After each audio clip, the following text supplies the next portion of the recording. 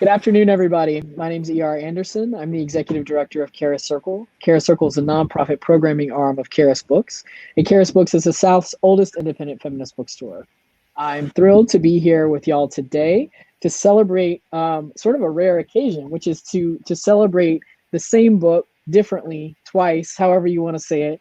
We celebrated Intersectionallies, the English version, in 2019, and now we are here once again celebrating this new Spanish version in 2021. It is a really exciting thing. We always are really, really happy when books are offered in bilingual editions, in new language editions for our people, because we know so many folks, particularly in Georgia, are always looking for Spanish language books for their kids. So we hope if that is you and you are here with us today, that you are as excited about this book as we are.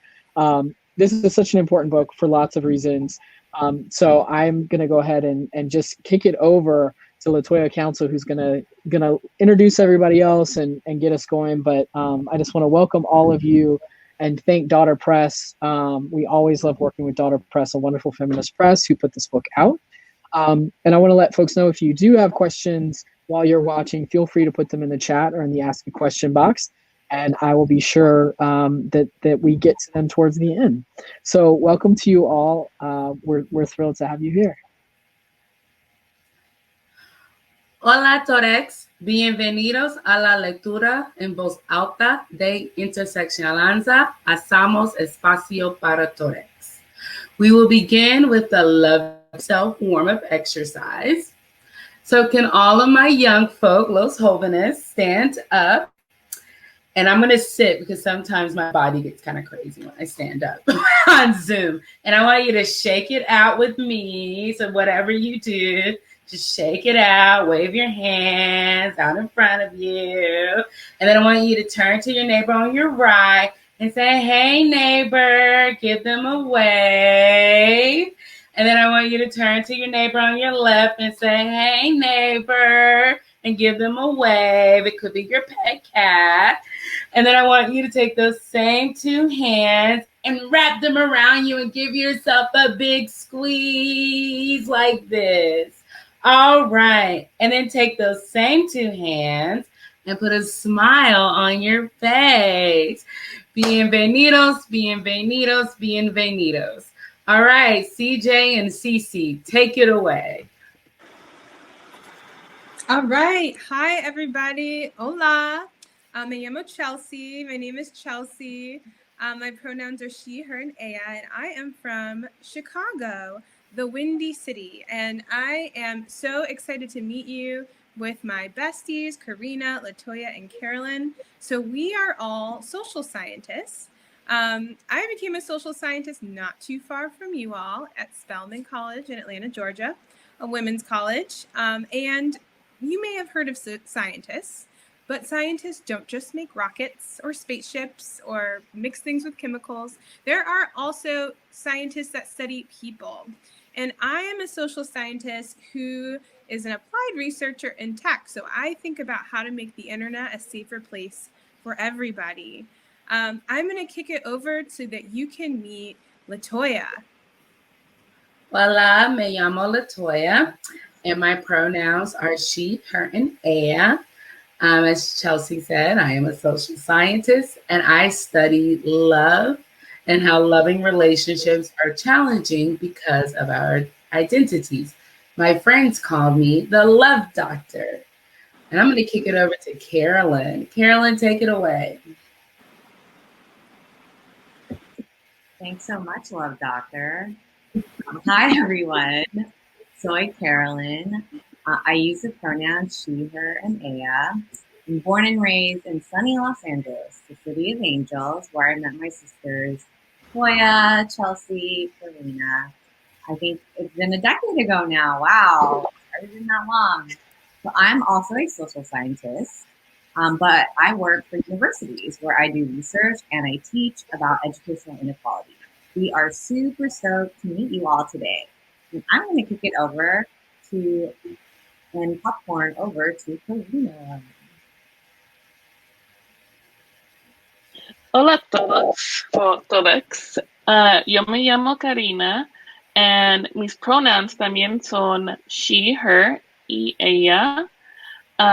Originally, I'm from San Diego, but right now I'm in Los Angeles. I'm a social scientist as well, and I'm still a student. But I study Latinx entrepreneurs here in Los Angeles, really looking at millennial entrepreneurs. So people doing really cool things and innovative things. And I'm happy to be here.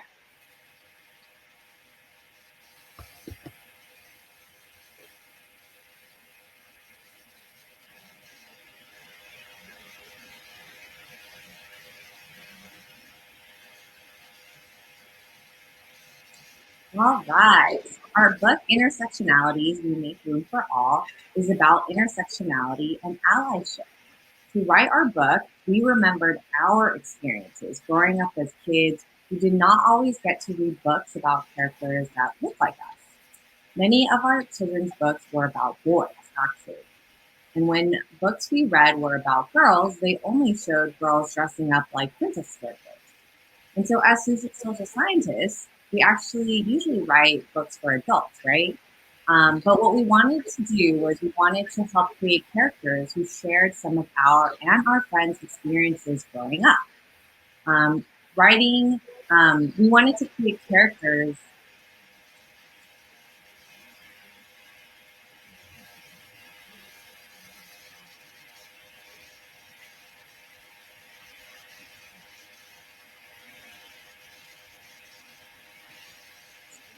Sorry about that. So we wanted to create characters that come from as many backgrounds and identities as possible. So writing Intersectionallies shows us that experiences matter too. So kids like us and not like us can all relate to each other and love one another, which makes us all stronger and better. All right. So since writing the book, what's been going on with us? Well, before the pandemic, we had this amazing opportunity to go on a physical book tour and visit schools and libraries all over in places like LA, DC, New York, we're also in Atlanta. And in each of these places, we met kids just like you and had lots of deep and powerful conversations about our experiences with racism, what's going on in the world, and lots of other really real and deep topics. Now we visit everyone and y'all through Zoom and Google Meets to talk about what it means to be an ally right now and today, and how to do good in the world, how to love ourselves and appreciate ourselves and our neighbors. So we're happy to be here. So in 2020, we received so much support and positive feedback about Intersectionallies, including a request to translate the book in Spanish. And after hearing from members of Latinx communities about the important message of intersectionality, the way it has been presented in our book and its impact in communities, we wanted to challenge ourselves to meet the moment by reaching more communities and folks through the Spanish translation. And remember, we said we were social justice scholars.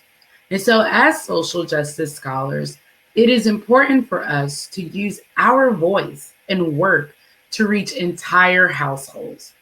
We did so by connecting with Dr. Dario Valles, a sociolinguistics scholar and the translator of Intersectionallies. As you may have already noticed, our translator, Dr. Dario, intentionally replaced non-gender inclusive language with gender-neutral language. This is indicated by the use of the X, like toxs. We see the use of gender-neutral language not as the last word on language, but as an opportunity to challenge, discuss, and think about these norms. Interseccionalianza includes a translator's note that deeply discusses these important choices made by Dr. Dario. So for all you eager beavers out there, go to Carrots to grab your copy and you can read Dr. Dario's translator's note on the back cover. All right.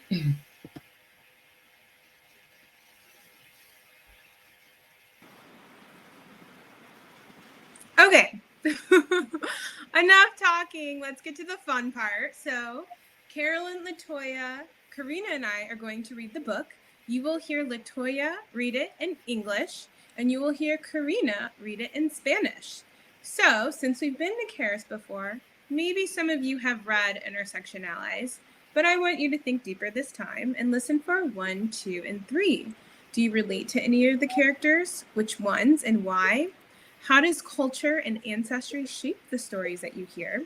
And why does allyship matter? What examples of friendship do you see? So allyship is another word you may have heard. It's very, very close to friendship, as you will see. So pay very close attention. We'll take a little pause in between sometimes to talk about what we're hearing.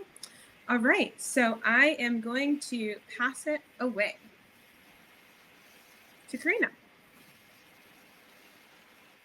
Ok. Gracias, Chelsea. Mira las vidas de un grupo de amigues. Si una necesita, los demás participan. La edad es un aspecto que cada una de ellas comparte. Pero las vidas de jóvenes son tan distintas como ya luego aprenderán. Cada niñex tiene su historia y su punto de vista, lleno de pasión y con potencia como tú. Witness the lives of a bold group of friends. If one is in need, another defends. Age is one trait that each of them share, but kids' lives are unique, as you'll soon be aware. Each child has a story and their own point of view, filled with passion and power, just like you.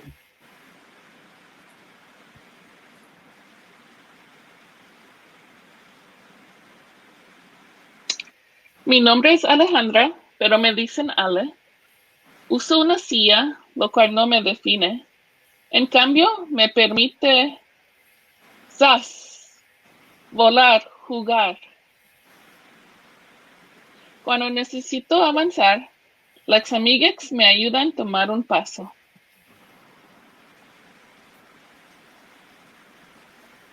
My name is Alejandra, but I go by Ali. I use a chair, but it doesn't define me. Instead, it allows me to zip, glide, and play.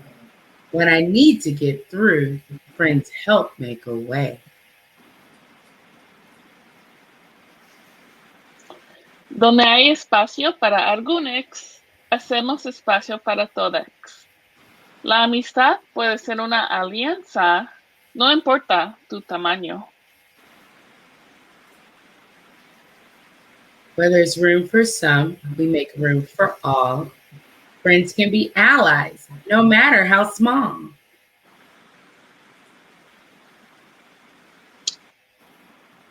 Hola, soy Parker. Después de la escuela, todos los días, la familia de Ale nos cuida a los dos mientras jugamos. Mi mamá trabaja duro para mantenerme. Su amor es la fuente de nuestra estabilidad. Ni los juguetes, ni el dinero, ni los tesoros no contados, el cuidado comunitario es más precioso que el oro.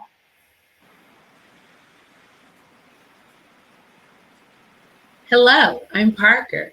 After school every day, Allie's family takes care of us both while we play. My mom works hard to provide for me.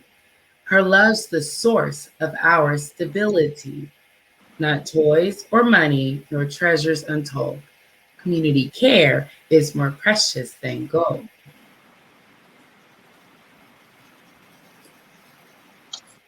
Las fardas y los adornos son lindos, supongo, pero mi capa de superhéroe es más Kate que esos moños. Algunos pueden estar confundidos de que un niño como yo pueda ponerse lo que desea y estar orgullosos y sin preocupaciones. Mis amigas defienden mis opciones y derechos. Un baño, como todos los lugares, debería ser un espacio seguro. Skirts and frills are cute, I suppose, but my superhero cape is more cape than those bows. Some may be confused that a kid like me can wear what I want and be proud and carefree. My friends defend my choices in place. A bathroom like our rooms should be a safe space. Okay, let's pause here. Our first pause teaching moment. So as you may remember from my introduction, I use those she, her, and ea pronouns and identify as a woman. Our friend Kate is non-binary, which means that they feel both masculine and feminine. I say they because Kate prefers the pronoun they, their, and them. And we respect Kate's choice in pronouns by saying Kate's cape makes them feel strong. All right, back to you, Karina.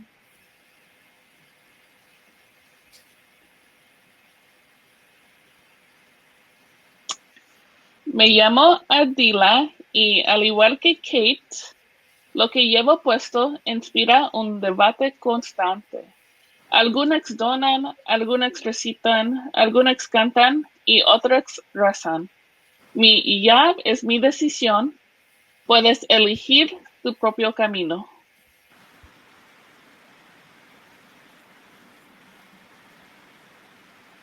My name is Adila, and just like Kate, what I wear inspires endless debate. Some give, some chant, some sing, some pray. The hijab is my choice. You can choose your own way.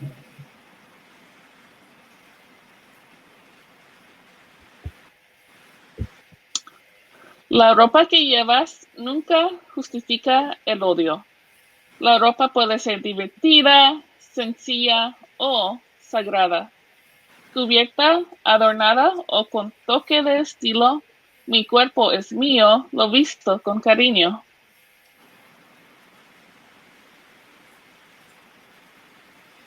The clothes that you wear never justify hatred. Clothes can be playful, simple, or sacred. Covered, adorned, or with casual flair. My body's my own. I dress it with care. I love that. Every culture and community and even individual gives meaning to clothing, dress, and style. In fact, it's one of the most versatile ways that we can express our identities to the world. We can put things on, we can take things off. And one way to gain respect for different groups of people around the world is to think about why their clothing is important to them. LaToya, can you tell me something that you wear that's really important to you? Yes, I can. So something I wear that's important to me is actually on my head. Can you guess what it is? My locks. Well, I have a ponytail. It's hard to see them. But my locks are important to me because they're part of my culture as a Black American.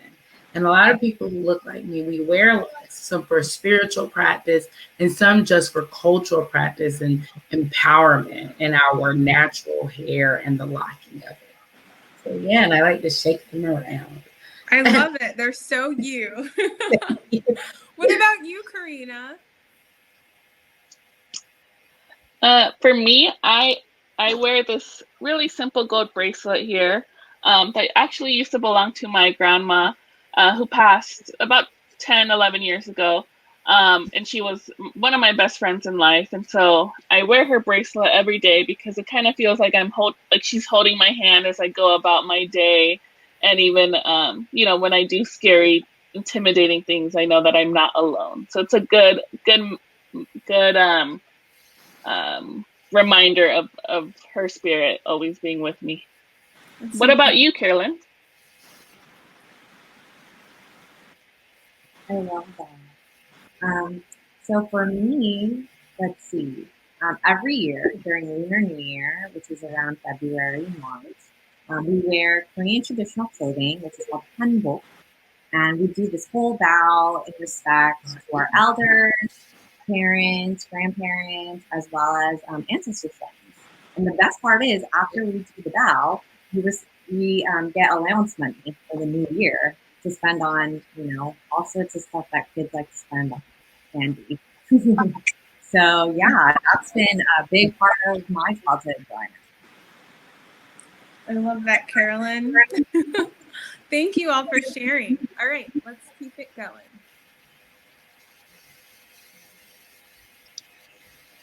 Mi nombre es Naya y con lo que hay en las noticias es fácil asustarse y cantar el blues. Para ella, para ellas, para él y para mí, todos merecemos respirar y ser libre.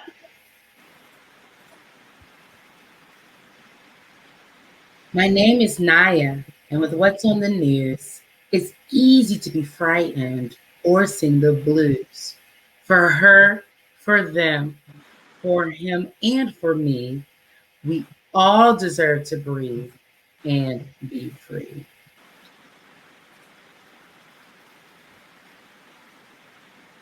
El color de nuestra piel no es razón para esconderse. Protestamos por la seguridad, la igualdad y el orgullo LGBT. Nuestras amigas se unen en solidaridad y amor. Esto es lo que están hechos las alianzas.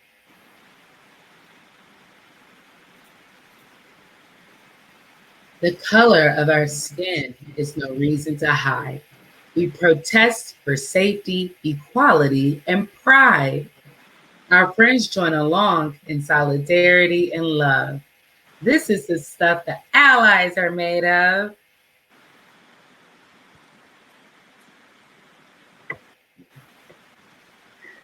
La seguridad también incluye nuestros árboles y el aire, la tierra que hemos llamado nuestra casa, nuestros lugares de oración.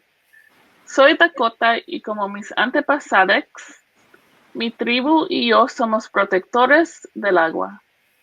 De las ganancias y el poder nos levantamos para preservar nuestras naciones, nuestras culturas y el respeto que merecemos.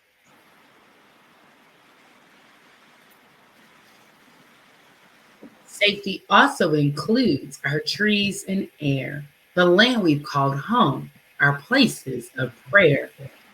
I am Dakota, and like my ancestors, my tribe and I are water protectors. From profit and power, we stand up to preserve our nations, our cultures, and the respect we deserve. That's so powerful. Now that we've gotten to meet a few allies, you may have noticed some interesting names. Now, Dakota means friend or ally in the Lakota Sioux language. And many names in this book have special meaning, like Naya, which means purpose in Swahili, a language that's spoken commonly in East Africa and places like Kenya. So many names that we all have special meanings. For example, my middle name is really special to me. I have two, actually.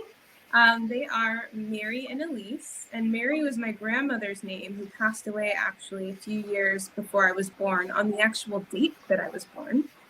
And then Elise was my mom's middle name when she was growing up, and she loved it so much. And when she got married, it was pretty typical, and still is pretty typical in the South and in places like Spelman. She's also a Spelman alumna, to change your maiden name, the last name you grew up with, to your middle name so that people can still find you. And so she really missed the name Elise. And when I was born, she saved it for me. And that's how I got the middle name Mary and Elise, two family names. Now, I know each of us have really interesting names that can help us learn about our ancestry and culture. So, Carolyn, can you tell me a little bit about your name? Sure. Thank you for that story. It's beautiful. So for me, I have two names. My American name is Carolyn, but my Korean name is Adam. And although I was born with my American name, he gave me a Korean name when I was 5 years old because it was hard for my grandma to say Carolyn. And so in Hanja, or Chinese characters, which the Korean language is rooted in, autumn means beautiful, clear, and crisp and cold skies. So it paints this lovely little picture of like Korean landscape. While I go by Carolyn at school, at home, my family members call me Etta. So it's really special to me, a special name that I use with my family. And it meant so much to me that I got it tattooed on my arm. How about you, Karina? For me, my full name is Karina Santillano, and I think when I was younger, I used to get frustrated by my last name because it was so long, and so filling out the little bubbles when we were doing the standardized test took forever. I always felt like the teacher was going too fast because I still needed to finish up my name.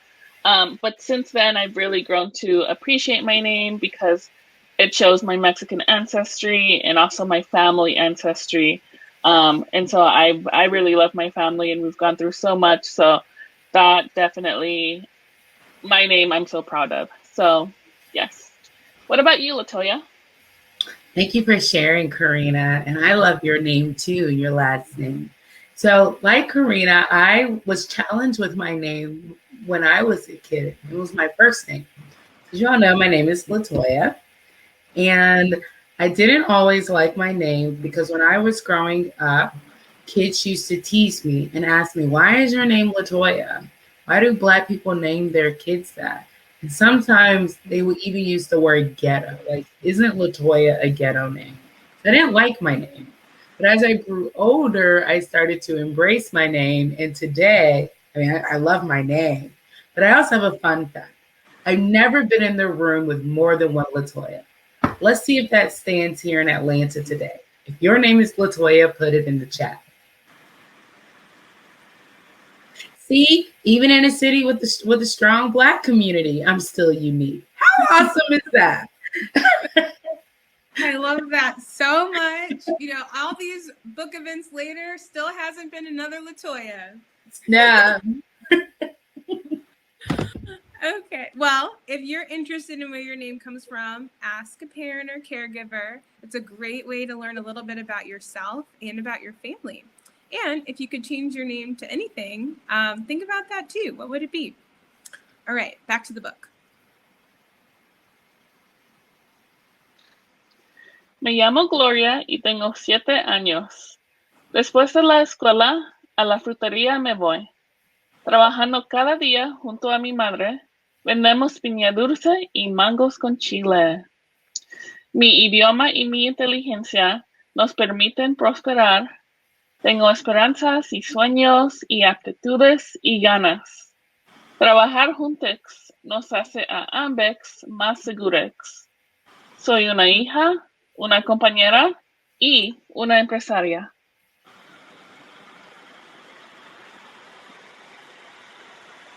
My name is Gloria y tengo 7 años.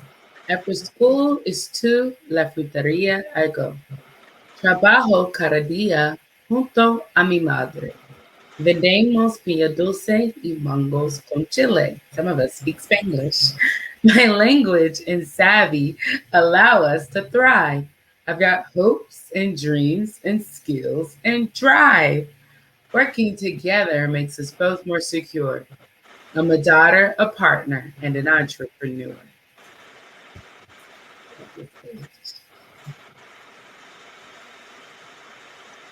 Me llamo Hee-jung y nací en Seoul. Me mudé aquí cuando tenía 5 años. Soy parte de lo que se llama la generación 1.5. Mis padres y yo extendemos ambas naciones. Como Gloria, ayudo a mi madre, traduciendo para ella una palabra a otra. Cuando el propietario le dice a mamá, ¿puedes pagarme el próximo viernes? Repito en coreano, Oma rentu tanju kamyo ide nado tende.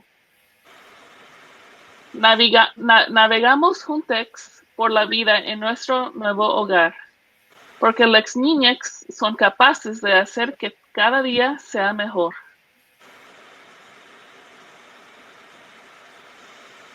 My name is Hee-jung, and I was born in Seoul.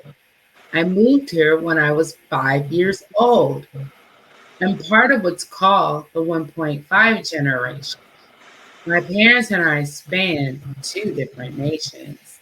Like Gloria, I am a help to my mother by translating for her one word to another. When the landlord tells mom, you can pay me next Friday, I repeat in Korean, Oma rentu damju kamyori nadotende. We navigate life in our new home together because kids have the skills to make every day better. So we are learning a lot of different languages today. We're hearing a lot of different languages. We've got Espanol, we've got Spanish, and now Korean and English. So we have just heard Hee-jung translate for her mother. And do you want to learn a little bit of Korean? Because Carolyn can teach us. Yeah? All right, Carolyn. All right. So we're learning a little bit of Korean. And so one of the most important words in the Korean language is the word I love you, or 사랑해. So let's say this together. 사랑해. Can you do it again? I was fast. 사랑해. Rang. Hey. Awesome. 사랑해. And Hee-jung says this to her mom, or 엄마, which means mom, all the time. And we also show 사랑해 in nonverbal cues, which is this, the shape of a heart, as well as a little bigger nonverbal cue, also shape of a heart. So 사랑해, everyone.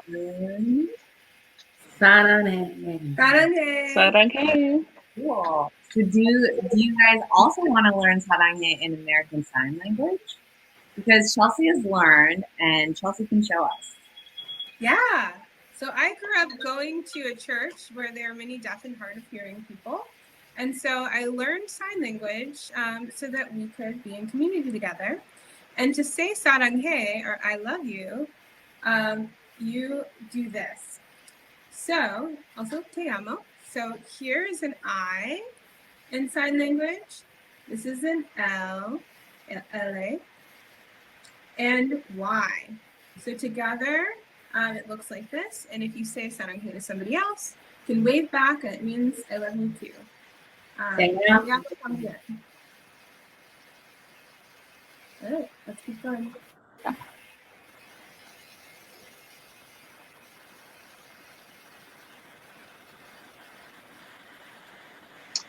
Mi nombre es Yuri y soy nuevo en este país.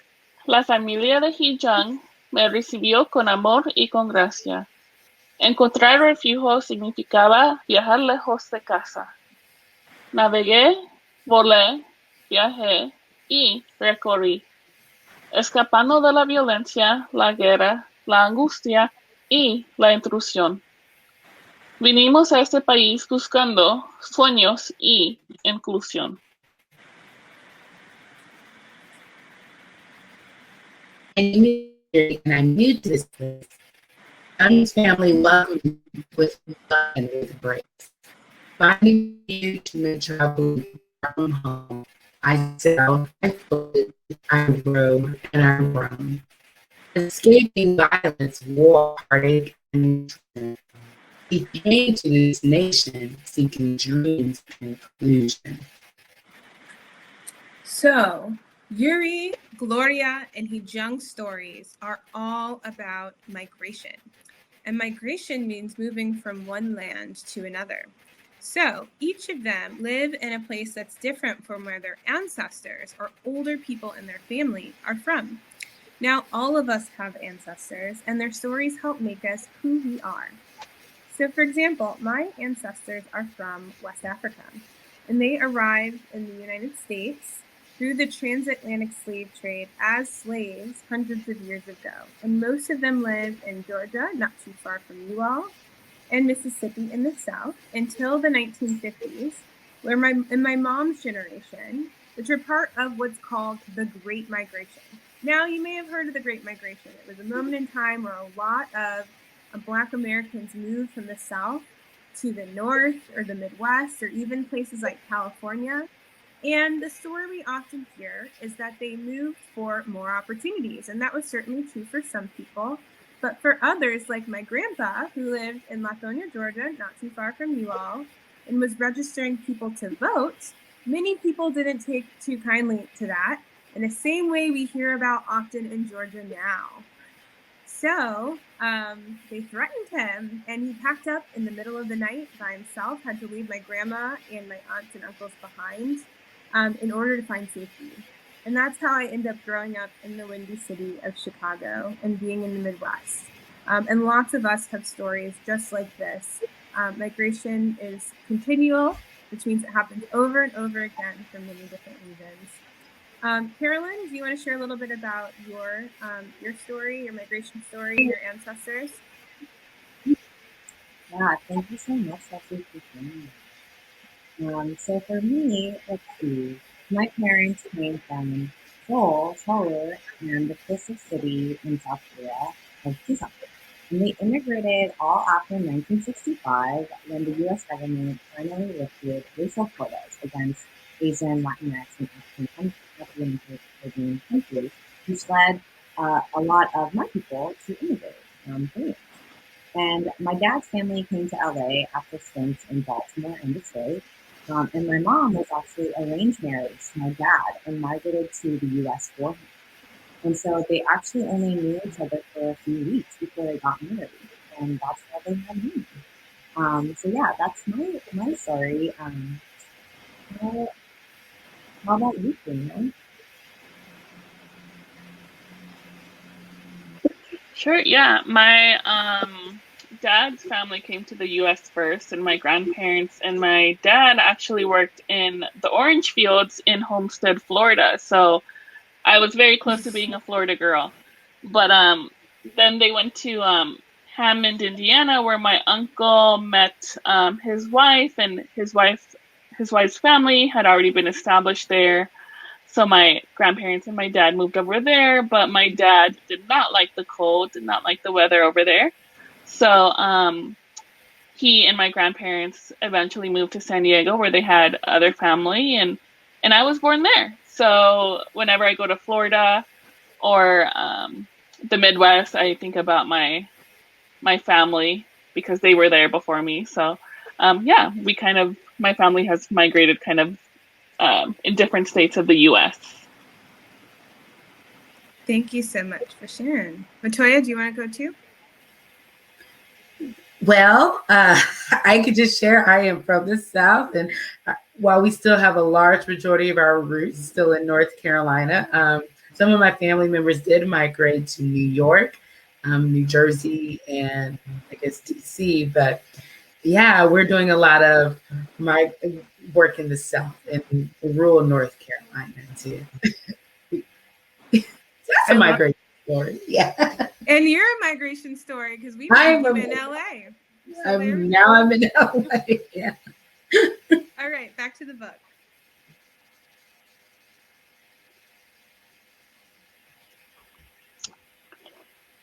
De cerca, de lejos, de aquí y de allá, somos más que nuestros orígenes, todos merecemos protección.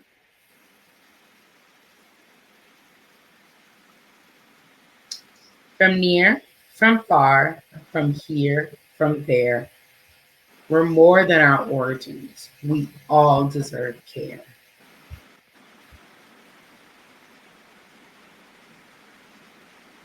Raza, religión, ciudadanía, clase y capacidad, cada una de ellas se intersecta para formar una identidad. La edad, el género, el tamaño y el color de la piel también. Puede hacer que la vida sea diferente para un ex amiguex que para ti. Race, religion, citizenship, class, and ability. Each of these intersects to form identity. age, gender, size, and skin color too can make living life different for a friend and for you. Now, diversity means having a group where there are many differences represented, like you see here. So the hands on this page have many different skin tones, some light, some brown, some tan. Each one is beautiful. And we see some things that you may have noticed in the book. So we see clothing and style, like henna, that's important to people. We also see a word, saranghe, I love you, in ASL. Right.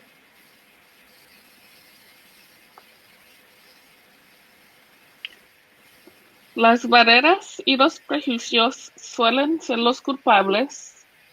Nos esforzamos por la igualdad, pero no la conformidad. Los altibajos de la vida pueden tomar muchas formas, pero estando juntos cambiamos las normas.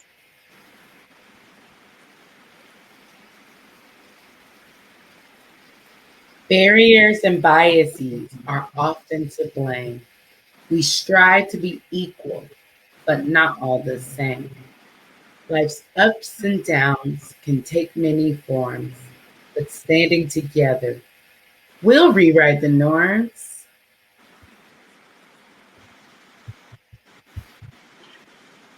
Donde hay espacio para algunos, hacemos espacio para todos. La amistad puede ser una alianza, no importa tu tamaño. Where there's room for some, we make room for all. Friends can be allies, no matter how small. Al fin, the end. Okay, so Interseccionalianza is a book about allyship, which means doing your part to make sure that those around you feel safe, included, and valued. It doesn't just mean noticing when people feel scared or left out, but it means actively doing something to change the situation. So making room is an action that takes practice. When you first learn about making room, you may make mistakes, but like brushing your teeth, you get better at it with practice. You have to do it over and over again for classrooms, for your friend groups, for your communities, your families to be healthy. And when you make a mistake, allyship means owning up to it, saying I'm sorry, and putting it into practice to try to not make the same mistake again. Importantly, allyship can take different forms. What you need to feel safe and included may be very different from what a friend needs. And so it's important to ask and to learn from people and to recognize those differences. And that takes us to the very important topic of intersectionality.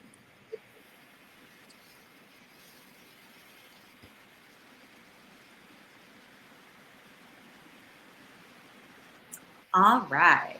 So this book is about intersectionality, as many of you might know already now. And so what is this word? What is intersectionality? Well, intersectionality sounds like a big word, but it really isn't.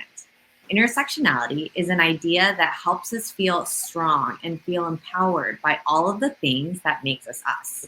For me, for instance, my race as a Korean American, my gender as a woman, my ability as someone who has dyslexia, and even the love for my senior dog, Mr. Bobos. All of this makes me me.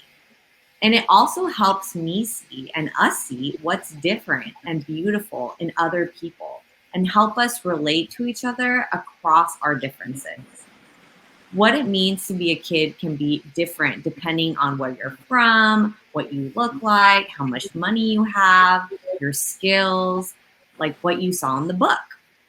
And so that's why for me, I most relate to Gloria because I grew up helping my parents at their liquor store.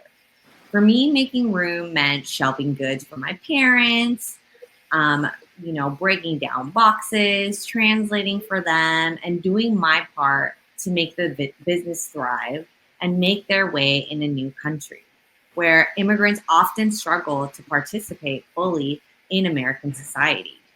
And so that's why this book has been very, very special to me, to help me feel my experiences growing up, to feel seen in many ways. How about you, Elsie? LaToya? Yes. The book, thank you, Carolyn. The book is special to me because, and when I think about the characters I relate to, I think about Kate a lot. And if we can remember, Kate is non-binary, feeling both masculine and feminine, and go by they, them pronouns. And Kate's friends were helping them feel safe in terms of bathroom safety. And I relate to Kate because I identify as a fat Black woman. Now, my youth out there, don't go around calling your friends fat without them saying it's okay first. But I say it's okay for my friends to call me that because it's a part of my identity. And just like Kate's friends, my friends, Karina, Chelsea, and Carolyn, they help me feel safe and make room for me in terms of making sure we're out in public. We're in locations and restaurants and spaces that are size accommodating. Even with our store, we have clothing that's size accommodating for people with my body size. Check this out.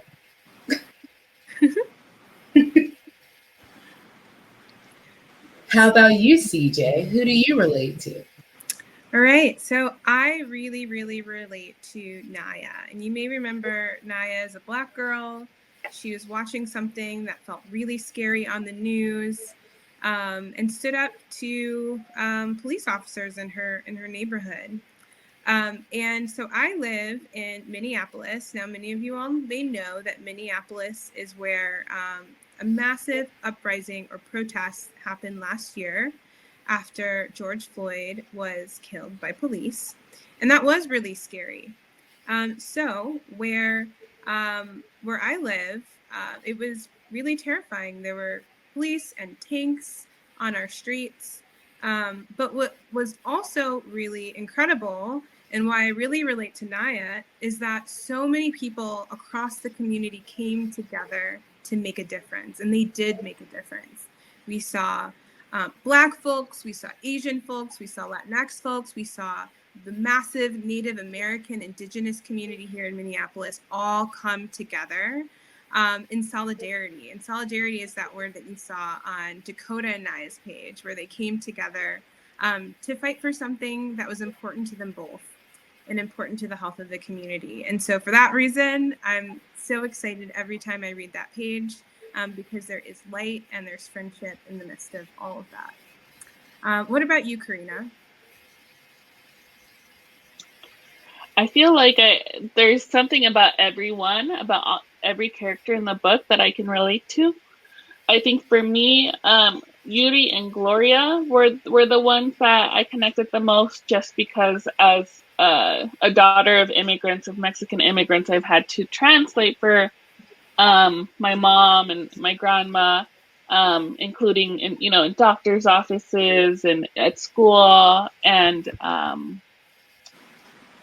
that responsibility definitely was kind of placed on me as the daughter, right? As someone that would accompany them to different spaces. But I think it's made me a better researcher, a better person. And yeah, I love helping out and translating. So that's why I'm here today. Thank you, Karina. We really appreciate you for being here for us. Awesome. Thank you, everyone, for sharing. So yeah, each of us has privileges and challenges or things that make our lives sometimes unfair. And we can use our privilege, like our U.S. immigration status, or our resources, right, to help our friends who do not have status that make it safe for them and their families to live and go to school here. We use our privilege of having a bathroom to go to in public spaces to make bathrooms accessible for all people, no matter their gender. Other sorts of privileges, including money, time, physical abilities, our voice. When we can speak up, we definitely should speak up.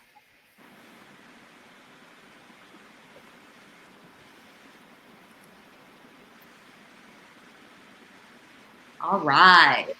So that's the end of our short little prezzo and the reading of the book.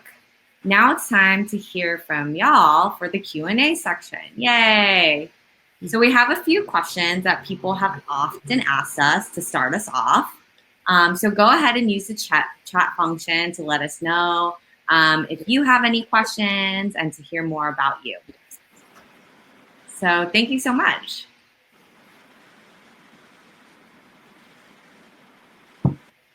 Should I start us off? Sure, yeah. All right. So authors, will there be another book? Yes, there will be another book. So our next book is a family's book, and it's called Intersectionallies, We Love Without Bounds.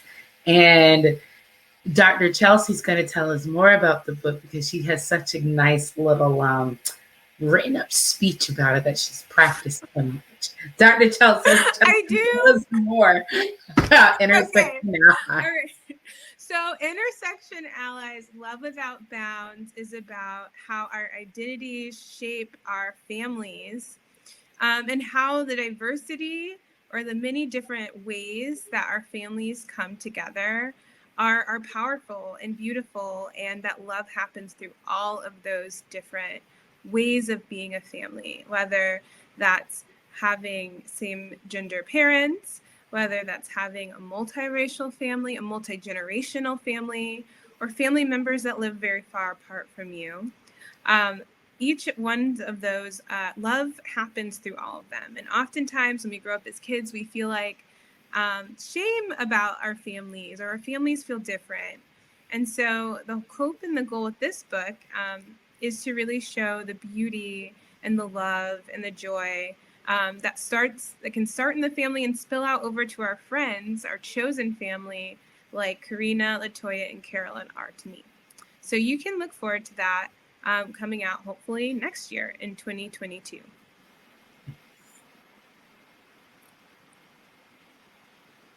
That's true. Charis is our chosen family. Supports our work and also helps us feel and be seen. So thank you. All right. So let's see. What's another one? Should we do one more? I know we're coming up on the hour. I'll ask another question.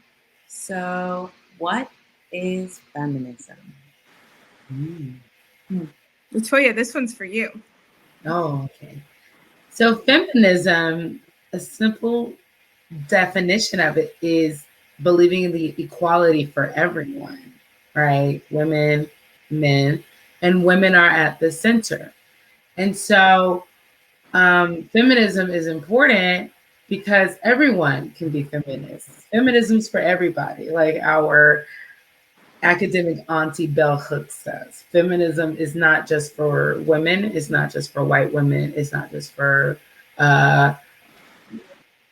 just privileged women. It's for people of color. It's for women of color. It's for everyone. And the importance in adopting a feminist lens means that you're invested in each of our humanities.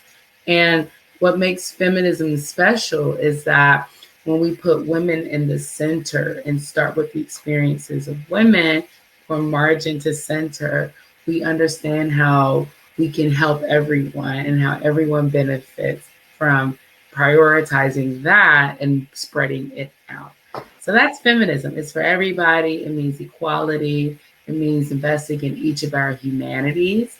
Feminism is important in terms of the environment, environmental justice, education, racial justice, immigration justice. I mean, the list goes on and on and on. And so, yeah, so when you invest in feminism, you're investing in everyone and you're realizing everyone's liberation. Oh, the love doctor. That's you. That's me. All right.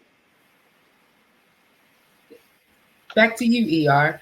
I was going to say, I think that's actually a perfect place to wrap it up. I think, we always say at Charis that feminism is for everybody, just like bell hooks. So I love kind of wrapping it up on that note. Thank you all so much for sharing not just the book, but your personal relationships to the book subject matter and the characters. That's so enriching, and I think it really helps us all, but especially young people, figure out how we relate to the book and how we can read it. So I hope for parents who are watching at home, that's just a gentle reminder that that's a great way to read books as well. You can always stop in the middle and talk. It's a great way to engage and find out sort of, what's the story between the pages of the story that you both are contributing to. So I do very much hope that we will get to host all of you back at Charis in the future for the next book. But until next time, is there any place you want folks to find out about y'all's work, or any other shout outs you want to do before we head out on this beautiful day?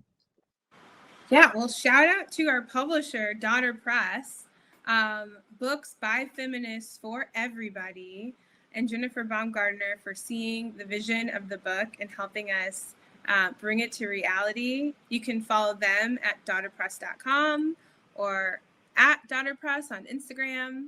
You can follow us at Intersectionallies on Instagram, and you can learn more about our work at clccollective.com. So that's it. Awesome. So the last thing I'll say is, if you want to buy either the Spanish language edition or the English language edition, or both, copies of this book, you can just click this teal button at the bottom center of your screen, and that will take you directly to the page where you can buy these books. Very easy. So we would love for you to buy them for yourself, perhaps for your local library, or for a friend. So thank you all so much. I hope you stay safe and well, and I look forward to celebrating future projects with all of you.